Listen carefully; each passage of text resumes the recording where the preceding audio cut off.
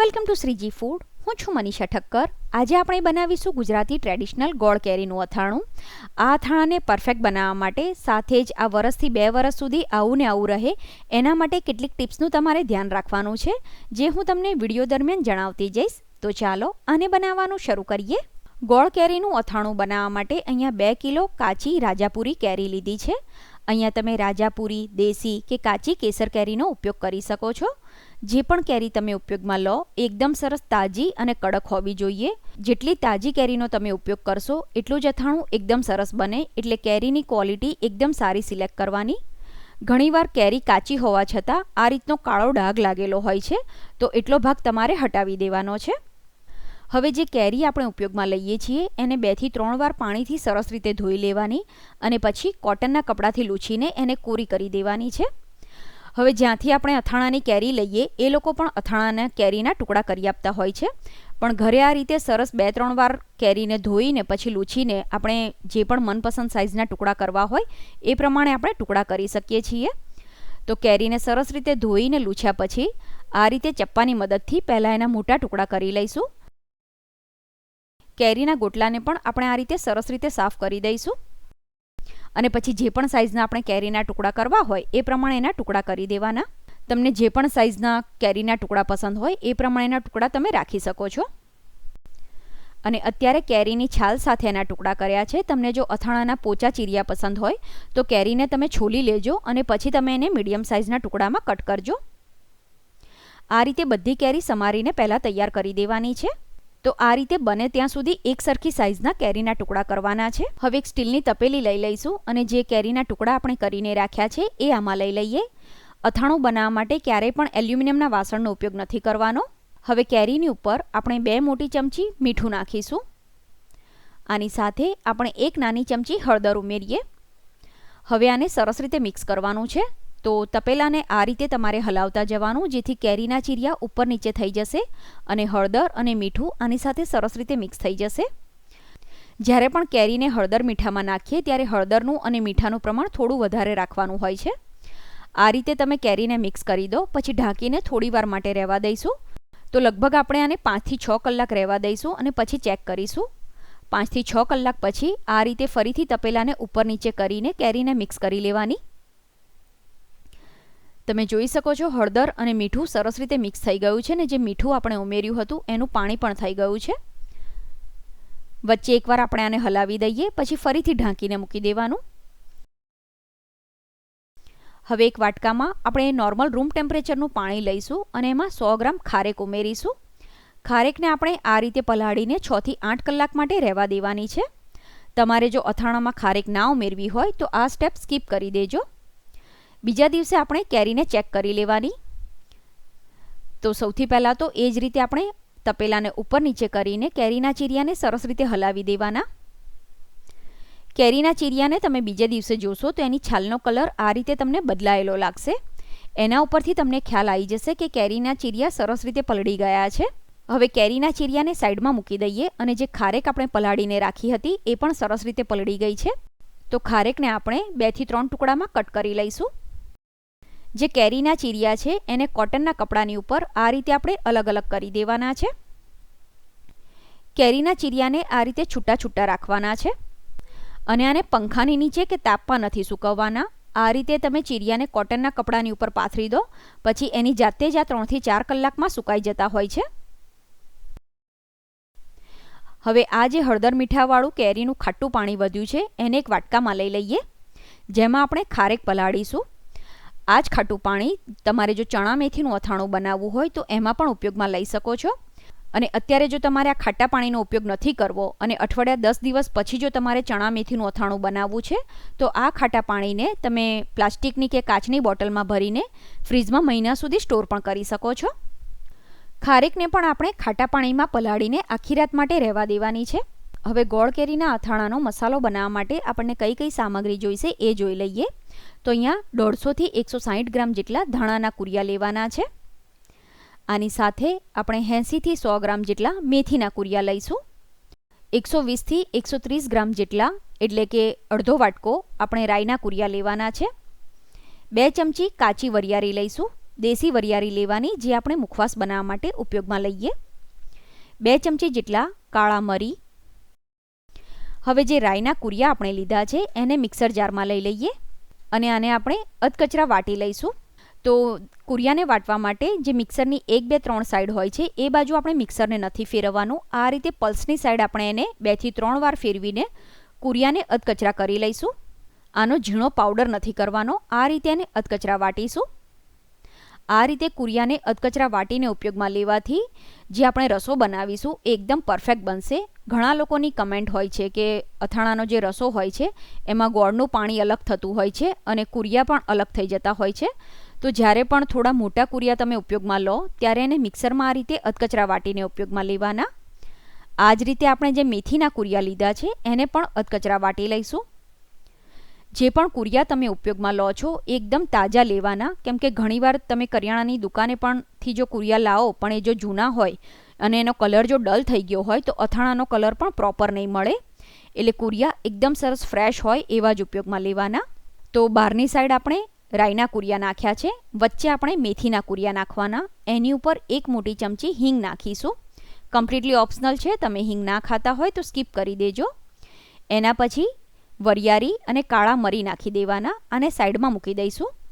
હવે અથાણામાં નાખવા માટે આપણે જે મીઠું ઉપયોગમાં લઈએ એને તાપમાં તપવીને અથવા તો આ રીતે ફ્રાયપેનમાં કે કડાઈમાં થોડું શેકીને પછી ઉપયોગમાં લેવાનું. મીઠું અને તેલ એ 2 વસ્તુ અથાણામાં પ્રિઝર્વેટિવનું કામ કરે, એટલે આ બધી નાની નાની વસ્તુનું તમારે ખાસ ધ્યાન રાખવાનું. તો મીઠું ગરમ થાય એટલું આને શેકી લેવાનું. મીઠું શેકાઈ ગયું છે તો એને સાઈડમાં મૂકી દઈશું અને અથાણાનો વઘાર કરવા માટે લગભગ 4 ચમચી જેટલું તેલ ગરમ થવા માટે મૂકવાનું. અને તેલ જે આપણે ગરમ કરીએ છીએ એને એકદમ સરસ ધુમાડો નીકળે એવું ગરમ કરવાનું છે. તો એને કેવી રીતે ચેક કરવું, તો તમે 2 થી 3 આમાં મેથીના કુરિયા કે રાઈના કુરિયા નાખશો તો કુરિયા તમે તેલમાં નાખો અને તળાઈને તરત જ ઉપર આવી જાય એટલું ગરમ તેલ આપણને જોઈએ. તો તમે જોઈ શકો છો 2 વાર જે આપણે કુરિયા નાખ્યા એ તળાઈને તરત ઉપર નહોતા આવતા, પણ ત્રીજી વાર જે મેથીના કુરિયા નાખ્યા એ તળાઈને તરત ઉપર આવી ગયા છે. તો આવું સરસ તેલ આપણને જોઈશે. ગેસ બંધ કરીને તેલને નીચે ઉતારી લઈશું. અને આ ગરમ તેલ આપણે વઘારમાં નથી ઉમેરવાનું. જો ગરમ તેલ તમે વઘારમાં ઉમેરો તો પણ અથાણાનો કલર ડાર્ક થઈ જશે. તેલને નીચે ઉતારીને આપણે થોડું નવસેકું રહે એવું ઠંડુ થવા દેવાનું છે. તો લગભગ હું આને 4 થી 5 મિનિટ માટે રહેવા દઉં છું. તો આની ઉપર આપણે 1 નાની ચમચી હળદર ઉમેરીશું. આપણે કેરીની ઉપર પણ હળદર અને મીઠું ઉમેર્યું છે એટલે હળદર અહીંયા થોડી જ ઉમેરવાની છે. જે તેલ આપણે ગરમ કર્યું હતું એ પણ હવે થોડું હુંફાળું થઈ ગયું છે. તો હળદર અને હિંગ જ્યાં નાખ્યા હોય ત્યાં તેલ નાખવાનું અને થોડી વાર માટે આપણે આના ઉપર ઢાંકણ ઢાંકી દઈશું, જેથી જે વઘાર આપણે કર્યો છે એની ખૂબ જ સરસ સુગંધ મસાલામાં આવી જાય. 1 મિનિટ પછી આપણે ઢાંકણ હટાવી દઈશું અને આ બધી વસ્તુને સરસ રીતે મિક્સ કરી દઈએ. ગોળ કેરીના અથાણામાં તેલનો વધારે ઉપયોગ કરવાની જરૂર નથી હોતી. ફક્ત આપણે જે વઘાર કરીએ છીએ એ કુરિયા તેલમાં સરસ રીતે પલળી જાય એટલું જ તેલ આપણને જોઈશે. તો વઘારમાં બધો મસાલો સરસ રીતે મિક્સ થઈ ગયો છે. હવે આ મસાલો ગરમ હોય ત્યારે તમારે આગળની પ્રોસેસ નથી કરવાની. આ મસાલાને આપણે ઠંડો થવા માટે રહેવા દેવાનો છે. હવે મસાલો ઠંડો થાય ત્યાં સુધીમાં આપણે જે ધાણાના કુરિયા લીધા છે એને પણ આપણે અધકચરા વાટી લઈશું. જેટલી પણ નાની નાની ટિપ્સ વિડીયો દરમિયાન જણાવી છે એનું જો તમે ધ્યાન રાખશો તો તમારું અથાણું એકદમ પરફેક્ટ બનશે અને 2 વર્ષ સુધી એનો કલર અને સ્વાદ એવો ને એવો જળવાઈ રહેશે. મસાલો ઠંડો થઈ જાય એટલે સૌથી પહેલાં આપણે શેકેલું મીઠું આમાં ઉમેરીશું. આની સાથે જ આપણે લગભગ અડધી વાટકી કે 5 થી 6 ચમચી જેટલું કાશ્મીરી મરચું ઉમેરીશું. જ્યારે પણ તમે અથાણું બનાવો ત્યારે મરચું પણ તાજું ઉપયોગમાં લેવાનું.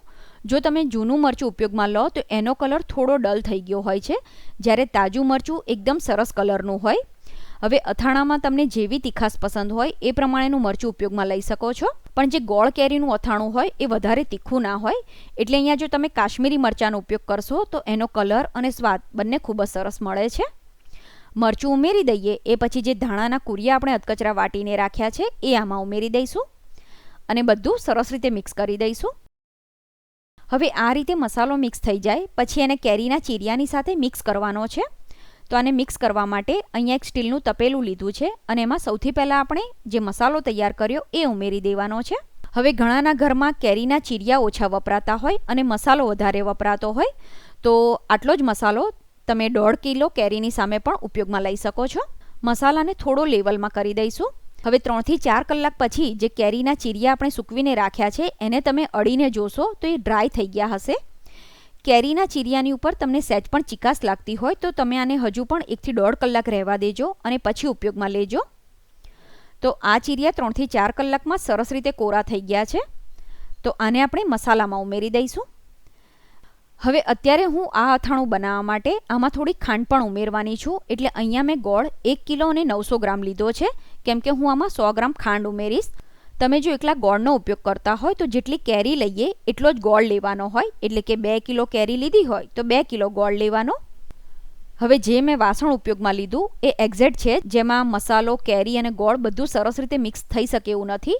એટલે મેં આને એક મોટા વાસણમાં એટલે કે એલ્યુમિનિયમના તગારામાં કાઢી લીધું છે. આપણે આ એલ્યુમિનિયમના વાસણમાં અથાણાને રાખવાનું નથી, ફક્ત આને સરસ રીતે મિક્સ કરી શકીએ એટલા માટે જ આમાં લીધું છે. આમાં 100 ગ્રામ ખાંડ ઉમેરી દઈશું. ખાંડથી અથાણાનો ટેસ્ટ પણ સરસ લાગે છે, સાથે જ એનો રસો પણ સરસ થાય છે. તો તમે આ રીતે થોડી ખાંડ ઉમેરીને જરૂર ટ્રાય કરજો. અથાણાને આપણે હાથથી સરસ રીતે મિક્સ કરી દઈશું.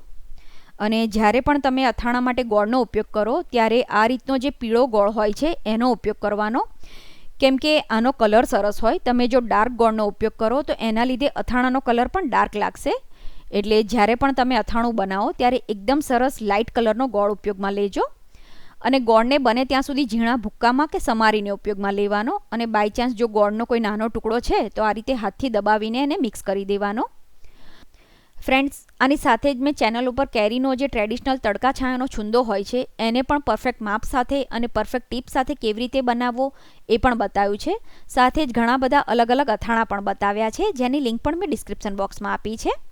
અથાણું આ રીતે થોડું મિક્સ થઈ જાય એ પછી ફરીથી આપણે એને સ્ટીલના તપેલામાં લઈ લઈશું. જણાવ્યું એ પ્રમાણે અથાણાને ક્યારેય પણ એલ્યુમિનિયમના વાસણમાં નથી રાખવાનું. તો ફરીથી આને સ્ટીલના તપેલામાં લઈ લઈશું અને આ રીતે હાથથી થોડું એને દબાવતા જઈશું. આ મેઝરમેન્ટથી લગભગ 4.5 કિલો જેટલું કેરીનું અથાણું બનીને તૈયાર થશે. તો બધું અથાણું આ રીતે તપેલામાં લઈને એને લેવલમાં કરી દીધું છે. આમાં ઉપરથી ફરીથી તેલ ઉમેરવાની જરૂર નથી હોતી. આ રીતે તમે અથાણું તપેલામાં લેવલમાં કરી દો પછી ઢાંકીને એને રહેવા દેવાનું. તો ખારેકને આખી રાત ખાટા પાણીમાં પલાળી રાખવાથી જે હળદર, મીઠું અને કેરીની ખટાશ હોય એ બધાની ફ્લેવર આમાં સરસ રીતે આવી જાય. તો હવે આને કોટનના કપડા ઉપર આપણે પાથરીને લગભગ 3 થી 4 કલાક માટે રહેવા દેવાની છે. બીજા દિવસે જ્યારે તમે અથાણાને ચેક કરશો ત્યારે ગોળ અને ખાંડ સરસ રીતે ઓગળી ગયું હશે અને એનો રસો આ રીતે પાતળો થયેલો દેખાશે. પણ ગભરાવાની જરૂર નથી. જેમ જેમ આમાં કુરિયા ફૂલતા જાય એમ આનો રસો ઘટ થાય. તો બીજા દિવસે જ્યારે આપણે અથાણું મિક્સ કરીએ એ જ સમયે આપણે ખારેક પણ આમાં ઉમેરી દેવાની છે અને આને સરસ રીતે મિક્સ કરીને ફરીથી ઢાંકી દેવાનું છે. સેમ એ જ રીતે બીજા દિવસે પણ આપણે અથાણાને સરસ રીતે હલાવી દેવાનું છે. અથાણાને જ્યારે પણ તમે હલાવો છો ત્યારે તમે તવીથો કે ચમચો જે પણ ઉપયોગમાં લો એ એકદમ સરસ કોરું હોવું જોઈએ અને અથાણાને એકદમ સરસ રીતે હલાવવાનું છે. ફરીથી આને ઢાંકી દઈશું. ત્રીજા દિવસે તમે જોઈ શકો છો અથાણાનું આ રીતનું ટેક્સચર આવી ગયું છે. લગભગ 4 દિવસ પછી ધીરે ધીરે તમને આનો રસો ઘટ થતો દેખાશે. ફરીથી આને ઢાંકીને મૂકી દઈએ.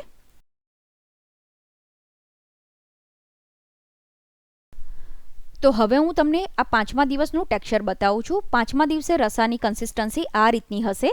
આટલું અથાણું બનતા લગભગ 6 થી 7 દિવસ જેટલો સમય લાગી જતો હોય છે. તો અત્યારે અથાણાને 5 દિવસ થયા છે. હજુ પણ આપણે આને 2 દિવસ માટે બહાર જ રહેવા દઈશું. પણ અથાણાને રોજ એકવાર હલાવવું ખૂબ જ જરૂરી છે. 7મા દિવસે તમે જ્યારે જોશો ત્યારે અથાણાનું ટેક્સચર આ રીતનું આવી ગયું હશે. આનો રસો એકદમ સરસ ઘટ થઈ ગયો હશે. સાથે જ આમાંથી બિલકુલ પણ તમને ગોળનું કે ખાંડનું પાણી અલગ થતું નહીં દેખાય. અને જે કેરીના ચીરિયા આપણે ઉપયોગમાં લીધા છે એ પણ એકદમ સોફ્ટ છે. આ રીતે અથાણું બની જાય પછી તમે એને કાચની સાફ બોટલમાં ભરીને જો ફ્રીજમાં રાખો તો આ 2 વર્ષ સુધી આવું ને આવું રહે છે. તો ફ્રેન્ડ્સ, બતાવેલી ટિપ્સ સાથે તમે આ અથાણું બનાવીને જરૂર ટ્રાય કરજો. આઈ હોપ તમને મારો આજનો વિડીયો પસંદ આવ્યો હશે.